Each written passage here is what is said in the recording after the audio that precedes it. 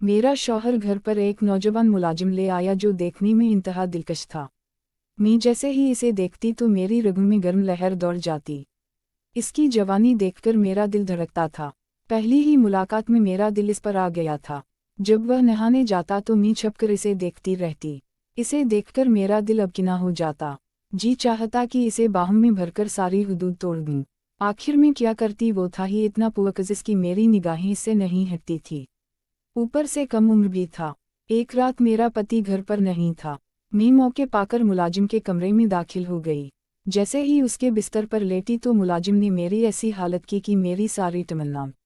विडवा शुरू करने से पहले आपसे गुजारिश की आपने अगर चैनल को सब्सक्राइब नहीं किया तो बरा करम सब्सक्राइब कर लें। दोस्तों आज की कहानी बहुत दिलचस्प है, आखिर तक जरूर सुनाग, बहुत लुत्फ़ आने वाला है। वो नौजवान बहुत ही खूबसूरत था जिसे मेरा शौहर कुछ दिन कभी घर लेकर आया था। जैसे ही मेरे शौहर ने दरवाजे की घंटी बजाई, मैंने दरवाजा खोला तो अपने शौहर के साथ इस नौजवान को देखकर मैं आँखें झपकना भूल गई। वो नौजवान खूबसूरती का मस्म था। खूबसूरती से भरपूर मजबूत जिस्म और नुमाया काजू जेटा का मालिक था। मैं तो यहाँ तक भूल गई कि इसके साथ मेरा बहुत खूबसूरत शौहर भी खड़ा है। मेरे शौहर ने मुझे बाजू से हुआ तो मैं हाँ बाई बोले क्या हुआ पीछे हटो फारूक को अंदर आने दो। वो नौजवान सिर्फ 16 बरस का था। मैं फौरन पीछे हट गई। वो अंदर आया। मैं हैरान थी कि मेरा शौहर इसे क्यों साथ लेकर आया है। मुझे बगैर दोपट के देखकर तेज निगाहों से मेरे शौहर ने मुझे घूरा। मैं घर पर तहाँ रहती थी और घर में शौहर के अलावा कोई नहीं होता था, इसलिए दुपट्टा नहीं ओढ़ती थी। लेकिन जब इसकी निगाहों ने मुझे याद दिलाया कि आज उसके साथ एक नौजवान लड़का भी है तो मैंने फौरन कुर्सी पर पड़ा दुपट्टा खुद पर डाल लिया। जब से वह आया था नजरें झुकाए खड़ा था। मैंने अपने शौहर से पूछा यह कौन है। वो बोले यह बेसहारा नौजवान है लेकिन बहुत शरीफ है, इसलिए मैंने इसे घर में नौकरी पर रखा है। यह घर के छोटे मोटे काम तुम्हारे साथ कर दिया करेगा। मैंने कहा आपने बहुत अच्छा किया क्योंकि मुझे घरेलू कामों में बहुत दुश्वारी हो रही थी और बाजार से सामान लाने में तो मैं थक हार जाती थी। वह बोले इसीलिए तो रखा है ताकि तुम्हें बाजार ना जाना पड़े। तुम बाहर के सारे काम इससे करवा सकती हो और घर के छोटे मोटे काम भी। हमारा घर इतना वसी तो नहीं था कि नौकरों के लिए क्वार्टर होता, इसलिए मेरे शौहर ने घर का सिटुआ रूम इस लड़के के लिए खाली करवा दिया। मेरे शौहर ने वहीं एक पलंग रखा और पंखा भी लगा दिया। फिर एक प्लेट में खाना डालकर वह भी सिटुआ रूम में दे दिया। मेरा शौहर मुझसे बोले कि जब कोई काम ना हो तो इसे घर में आज़ाद घूमने मत देना, इसे कहना कि सिटुआ रूम में ही रहे। मैंने कहा ठीक है। ना जाने क्यों मेरे अंदर एक अजीब सी अबकिना पैदा हो गई। मुझे पूरी रात चैन से नींद नहीं आई। आंखें बंद करती तो इस नौजवान का चेहरा सामने आ जाता। ना जाने क्यों लेकिन मेरा दिल चाह रहा था कि जल्दी सुबह हो और मेरा शौहर अपने काम पर चला जाए। मैं इस मुलाजिम को जी भर कर डकाम जिसकी एक झलक ने मुझे पागल कर दिया था। इतना चमकदार चेहरा तो मैंने आज तक किसी लड़के का नहीं देखा था जितना इस नौजवान का था। बस हैरत यह थी कि कैसा अजीब लड़का था। मेरी तरफ आंख उठाकर भी नहीं देखता था। अगले दिन सुबह मैं जल्दी उठी किचन में नाश्ता बना रही थी कि मेरे शौहर ने सिटुआ रूम के दरवाजे पर दस्तक दी। वो नौजवान बाहर निकल आया। मेरे पति ने कहा घर का सामान ले आओ और मालिकन के साथ जरूरी काम करवा लो, फिर मैं तुम्हें दुकान पर ले जाऊंगा। यह सुनते ही मैं आग अबगल हो गई। मेरा शौहर इसे दुकान पर क्यों ले जाना चाहता था। मैंने बर्तन रखा और चूल्हा बंद करके बाहर आ गई। बोली आप इसे कहाँ ले जा रहे हो, यह तो घरेलू कामों के लिए रखा है। ना मेरी बात सुनकर मेरा शौहर पहले मुझे घूर कर देखने लगा, फिर बोला पूरा दिन यह किया करेगा। अभी 1 घंटा है, तुम जो काम करवाना चाहो करवा लो। मैं इसे दुकान पर ले जाऊंगा और रात को भी यह मेरे साथ आएगा और रात को भी तुम्हारे साथ जो काम हो वो करवा दिया करेगा। यह सुनकर मैं गमगीन हो गई। मेरे सारे काबों पर पानी फिर गया। मैंने नाश्ता अम्मा बनाकर पेश किया। वो नौजवान खाने आया। बोला बाजी कोई काम हो तो बता दे। मैंने पलटकर इसे देखा। वह अब भी नजरें झुकाए बात कर रहा था। इसके बाजी कहने पर मेरे तन बदन में आग भड़क उठी। ठीक है कि मैं इससे चंद साल बड़ी थी लेकिन बाजी बाजी तो बिल्कुल नहीं बुलवाने दूंगी। मैंने कहा देखो फारूक मेरा नाम नाजिया है, मुझे नाजिया कहा करो, मैं इतनी बूढ़ी नहीं कि तुम मुझे बाजी बोलो। मैंने शदीद गुस्से में यह कहा। फिर गुस्से से बर्तन किचन में रखे और उससे बोली बर्तन धोकर और किचन साफ करके फिर दुकान पर जाना। यह कहकर मैं बाहर निकल गई। मेरा शौहर तैयार हो रहा था। तैयार होकर नाश्ता किया तो वह नौजवान भी किचन की सफाई कर चुका था। बाजार का सामान भी ले आया था। कुछ ही देर में मेरा शौहर इसे दुकान पर ले गया। ना जाने क्यों आज का दिन बड़ी मुश्किल से गुजरा। आज लग रहा था वक्त जिम सा गया हो। मैं बार बार घड़ी देखती रहती। हालांकि रोजाना वक्त उड़ता महसूस होता था, लेकिन घरेलू कामों में मुझे फुर्सत नहीं मिलती थी। दिन बहुत जल्दी गुजर जाता था, लेकिन आज वक्त गुजरने का नाम ही नहीं ले रहा था। मैं अपनी अब्सकूना से सख्त परेशान थी। बार बार इस नौजवान का ख्याल आता। जैसे ही रात को शौहर के आने का वक्त हुआ, मैं जल्दी कमरे में गई। एक खूबसूरत लिबास पहना, बाल भी खिले छोड़ दिए। हालांकि शादी को 3 साल गुजर चुके थे और मैं अपने शौहर के लिए कभी इस तरह तैयार नहीं हुई थी। शादी के इब्तदाई दिनों में 1 महीने तक मैंने खुद को संवारा था, लेकिन इसके बाद घरेलू मज़ूफियता में उलझ गई थी। ना जाने क्यों आज दिल चाहा कि खुद को साम सुनावा। मेरा शुमार खूबसूरत औरतों में होता था। मेरी उम्र 18 के करीब थी, लेकिन मैं बहुत दिलकश थी। देखने वाले मुझे शादीशुदा भी नहीं समझते थे। जब मैं शौहर के साथ कहीं जाती तो सब हैरान निगाहों से देखते, क्योंकि मेरा शौहर देखने में बिल्कुल भी पुअज़्ज़ नहीं था। काला कलवटा पैक निकला हुआ का छोटा और चेहरे के नक्श भी आम, और मैं एक दिलकश औरत थी।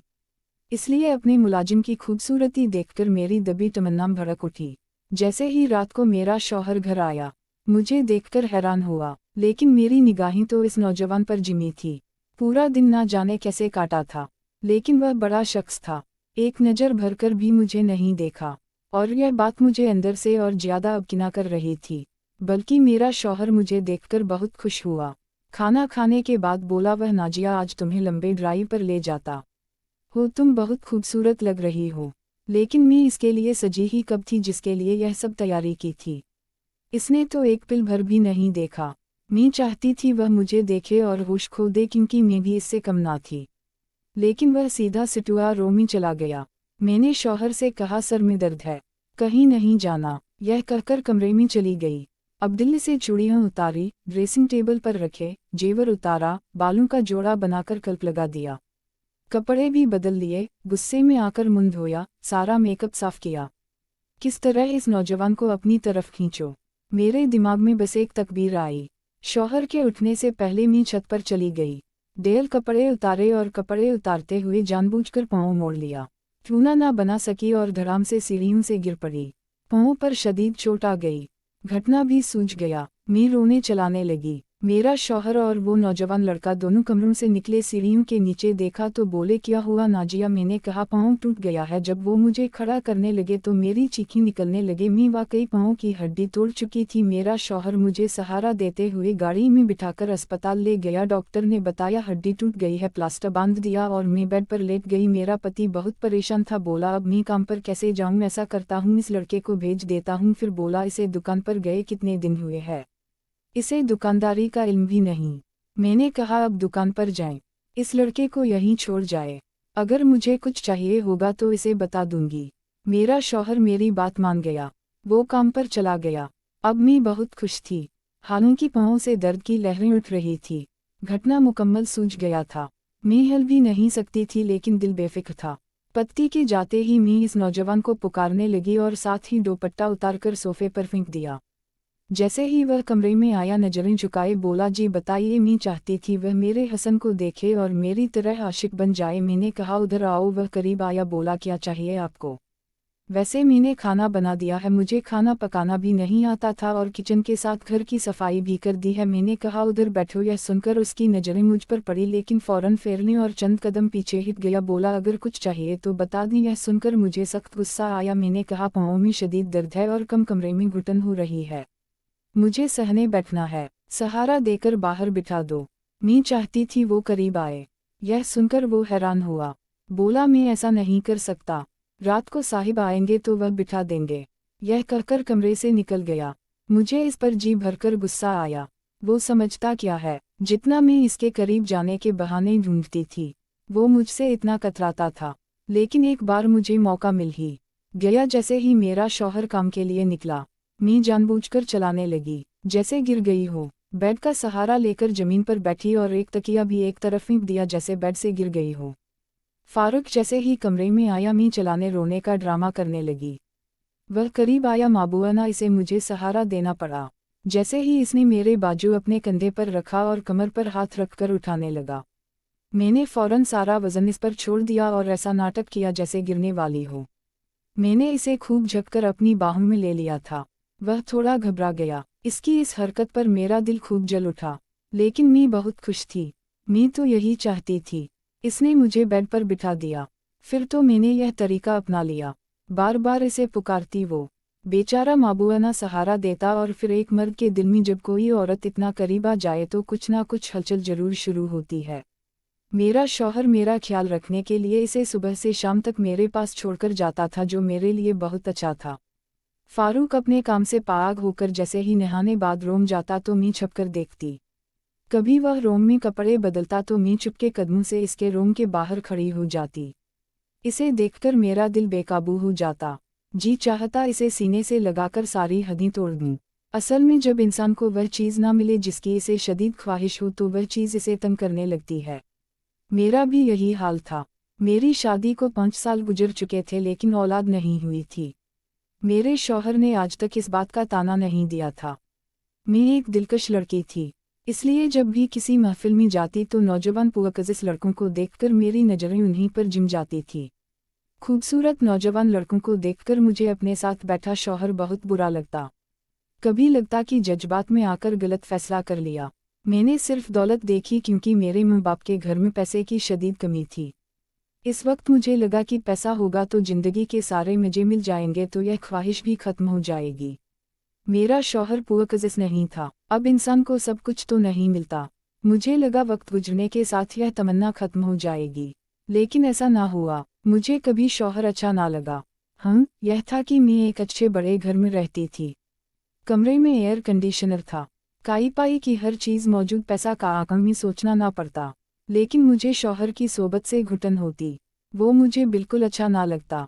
जितना वक्त उसके साथ गुजरता मैं आना आटा से गुजरती। अब ना घर अच्छा लगता ना उसका हिजू आराम। कभी लगता शायद गलती की। अगर शौहर मेरी पसंद का होता तो शायद एक कमरे में भी खुशी से गुजार लेती। इसके साथ जी भर बातें करती। मेरी तमन्ना अब ख्वाहिश बन चुकी थी। फारूक को देखकर लगा मेरी तलाश खत्म हो गई। मैं चाहती थी वो मेरी तरफ खींचा चला आए, लेकिन वो नज़र उठाकर भी नहीं देखता था। मैं इसकी आंखों में अपना अक्स देखना चाहती थी। अब मेरा पाँव काफ़ी ठीक हो चुका था, प्लास्टर भी उतार दिया गया, लेकिन मैं जानबूझकर चीखती ताकि वो सहारा दे।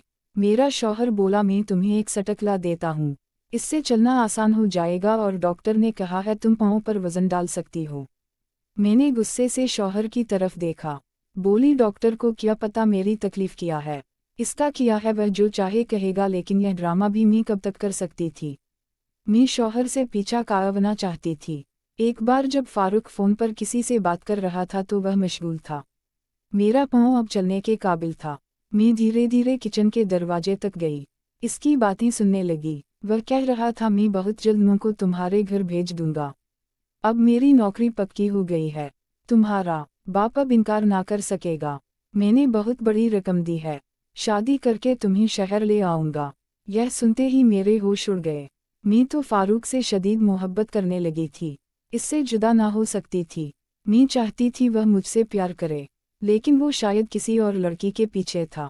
मैं धीरे धीरे कमरे में लौटी। मुझे सब बुरा लग रहा था। जी चाहा वो लड़की सामने आए तो इसका मुंह नोच लूं, इसे जान से मार डालूं। फारूक मेरे अलावा किसी और से कैसे प्यार कर सकता है। मैंने आईने में खुद को देखा। आज भी मेरी जवानी तरोताजा थी। यह कैसे मुमकिन है कि मैं फारूक को अच्छी ना लगूं। वो मेरे अलावा किसी और को कैसे देख सकता है। फिर दिमाग में आया, हो सकता है वह लड़की बहुत खूबसूरत हो, मुझसे भी ज़्यादा। बहरहाल जो भी हो, मैं बर्दाश्त ना कर पा रही थी। मैंने फारूक को आवाज़ दी। वह दौड़ता हुआ कमरे में आया, लेकिन मुझे सही सलामत खड़ा देखकर हैरान हुआ। बोला, मालिकन जी क्यों बुलाया। मैंने कहा, अंदर आओ, मुझे तुमसे बात करनी है। वो अंदर आया। मैंने कहा, मैं तुमसे बहुत प्यार करती हूँ। यह सुनकर वो ससराया रह गया। पहली बार उसने मेरी तरफ देखा, लेकिन नफरत से बोला, शर्म नहीं आती ऐसी बातें करते। तुम खुद इतनी दिलकश हो, इसमें मेरा क्या कसूर। फिर मैंने अलमारी से बहुत सारे नोट निकालकर इसे दिए। यह देखकर भी वह हैरान था। मैंने कहा, मैं तुम्हें नोटों से लाद दूंगी। अगर तुम मेरी तमन्ना पूरी करोगे तो मेरी बात अभी यहाँ तक पहुंची थी कि इसने जोरदार तमाचा मेरे गाल पर दे मारा। बोला, इससे आगे एक लफ्ज ना बोलना वरना मालिक को बता दूंगा तुम्हारी कितनी गंदी सोच है। मैं तो हमेशा तुम्ही बड़ी बहन समझता था। तुम्हें शर्म नहीं आती मेरे बारे में ऐसा सोचते? मुझे इसके टमक से इतनी तकलीफ ना हुई जितनी बहन कहने से हुई। मैंने कहा, नहीं हूँ मैं तुम्हारी बहन, मैं तुमसे मोहब्बत करती हूँ, तुम्हारी मोहब्बत में पागल हो चुकी हूँ। मुझे हर कीमत पर तुम चाहिए हो, और जिस लालकी से तुम शादी की बात कर रहे थे वह भी नहीं करने दूंगी। और अगर तुमने मालिक को मेरे बारे में कुछ बताने की कोशिश की तो तुम सोच भी नहीं सकते मैं तुम्हारे साथ क्या कर सकती हूँ। मैं जज्बाती होकर दीवानों की तरह चलाकर कह रही थी। यह सुनकर वह फौरन कमरे से निकल गया। अगले दिन जो इसने कहा मैं होश खो बैठी, वो मेरे शौहर से बोला, मैं आपकी नौकरी नहीं कर सकता। मेरा शौहर बोला, क्यों नहीं कर सकते, क्या भूल रहे हो, तुमने मेरे साथ 1 साल का मेड किया था।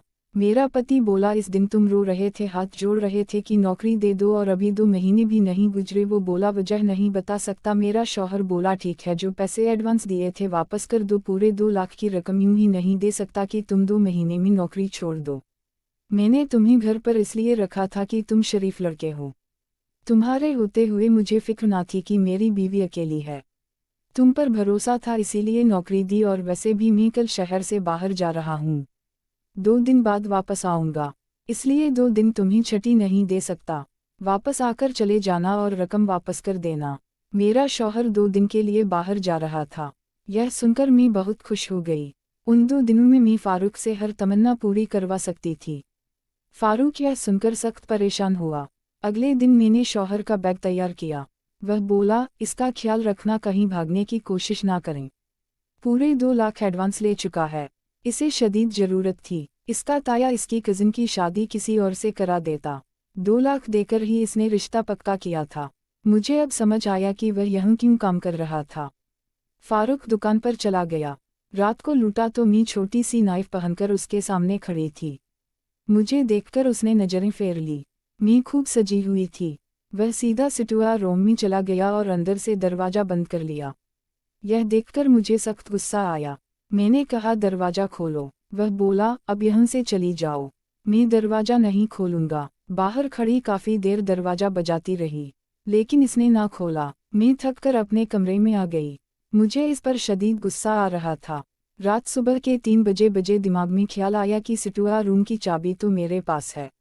मैंने दराज से चाबी